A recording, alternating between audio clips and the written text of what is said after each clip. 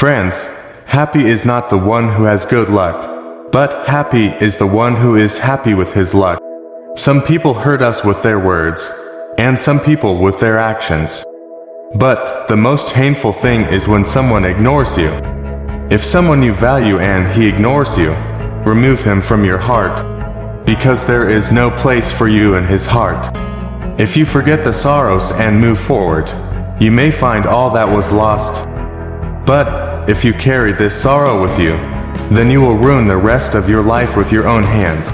Therefore, friends, learn to make peace at every point of life, because the one who bends is the one who has life. The stubborn is the sign of the dead.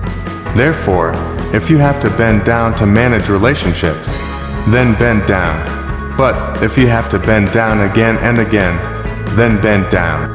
Human nature is also very strange. Friends, a wound is only what is hidden. What is told becomes a joke.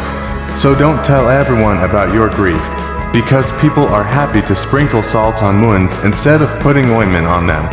We became a tree, sharing shade in time and bit by bit of my own. Who says that a person doesn't change color once you speak the truth to someone's face?